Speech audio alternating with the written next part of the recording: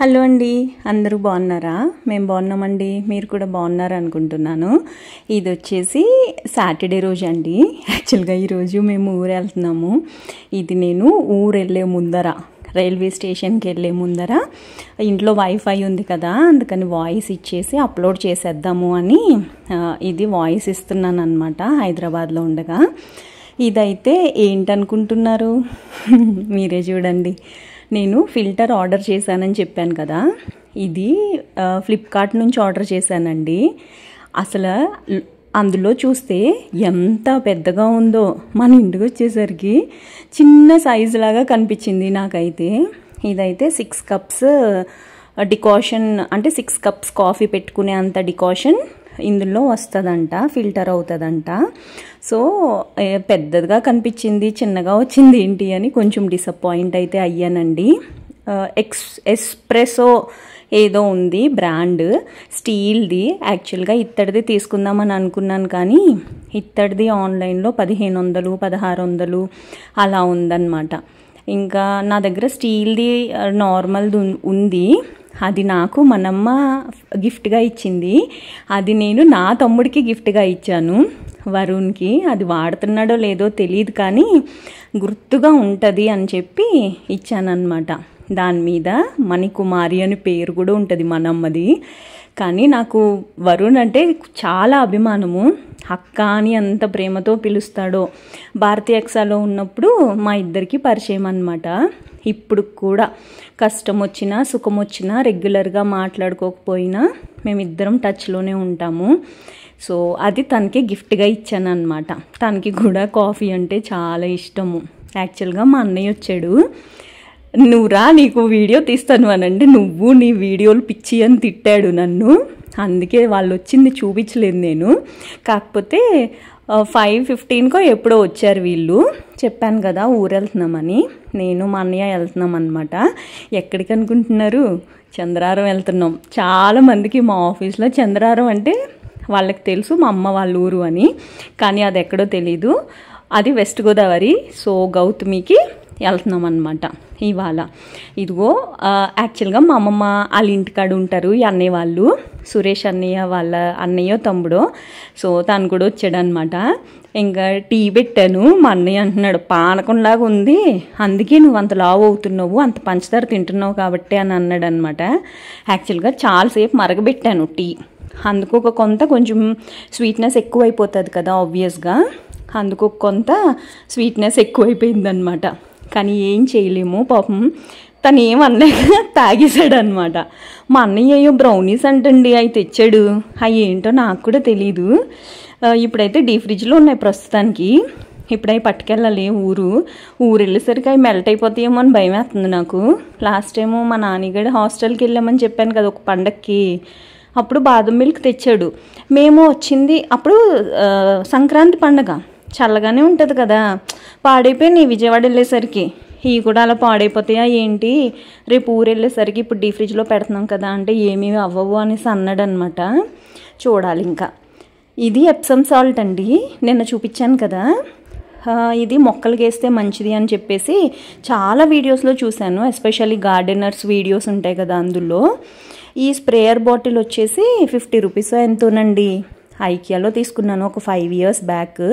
చాలా బాగుంటుంది అది, కాకపోతే చేతులు నొప్పులు వస్తాయి కొంచెం ఎక్కువ స్ప్రే చేసేసరికి. ఇంకా ఇందులో ఒక 1/2 స్పూను, నాకు తెలిసి ఇది 1 లీటర్ కూడా ఉండదు, అందుకని జస్ట్ ఒక 1/2 స్పూన్ వేసాను అంతే అనమాట ఈ ఎప్సమ్ సాల్ట్. నేను నిన్నటి వీడియోలో చెప్పాను కదండి తులసమ్మకి బూజు తెగులు పట్టింది అని. ఇంకా తులసమ్మకి మంచిగా స్ప్రే చేశాను అనమాట. చెప్పాను కదా స్ప్రే అయితే బాగానే వస్తుంది, కానీ బాగా స్ప్రెడ్ అవుతుంది స్ప్రేయర్. కాకపోతే చేతులు చాలా నొప్పులు వస్తాయి అన్నమాట. కానీ తప్పదు. తులసమ్మకైతే మంచిగా చెట్టు అంతా స్ప్రే చేసేసాను, కింద కూడా స్ప్రే చేశాను. అలాగే మొదట్లో కూడా కొంచెం వేయొచ్చంట, కాకపోతే తవ్వడానికి ఏమీ లేదు, పుల్లలు కూడా లేవన్నమాట, అందుకని తవ్వలేదు. ఇంకా నెక్స్ట్ వీక్ అలా చేద్దాము. తవ్వి అన్ని మొక్కల్లోనూ కొంచెం ఎప్సమ్ సాల్ట్ యాడ్ చేద్దాము. అలాగే ఒకసారి నీమ్ ఆయిల్ కూడా ఈ సాయిల్లో యాడ్ చేద్దామని అనుకుంటున్నాను.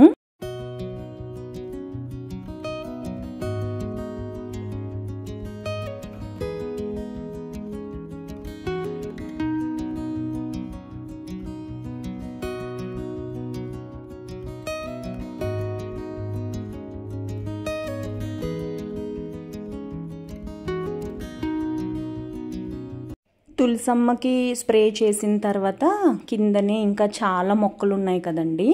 ఇంకా గులాబీ మొక్కకి, అలాగే పక్కన మనం ఇది పెట్టాం కదా, రీపాటింగ్ చేసాం కదా, ఆ మొక్కకి, ఇంకా అన్ని మొక్కలకి, స్నేక్ ప్లాంట్కి, కనకాంబరం మొక్కలకి, అన్ని మొక్కలకి మంచిగా స్ప్రే చేశాను. చేతులైతే చాలా నొప్పులు వస్తున్నాయి. ఒక పక్కనేమో టైం అయిపోతుందనే కంగారు, బట్టలు సర్దుకోలేదు. అవన్నీ నేను ఈ వీడియోలోనే చూపిస్తానండి.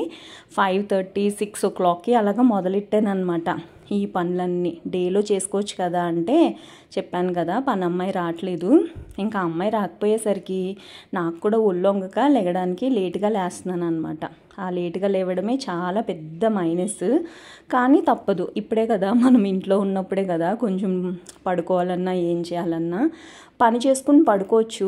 కానీ పని చేసుకుని పడుకున్నాం అనుకోండి, ఎస్పెషల్లీ నేనైతే త్వరగా లేవను. ఇంకేం పని లేదు కదా అని అనుకుంటా. అదే పనికి ముందరే పడుకున్నాం అనుకోండి, సడన్గా మేలుకు వస్తుంది. నాకైతే సడన్గా మేలుకు వస్తుంది, అమ్మో ఇప్పుడు చాలా పనులు చేసుకోవాలని చెప్పి గమ్ముని లేచి పనులు చేస్తాం.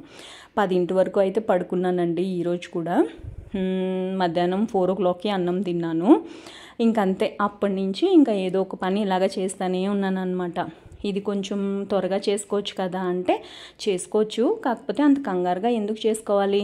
కొంచెం తల కూడా నొప్పిగా ఉంది.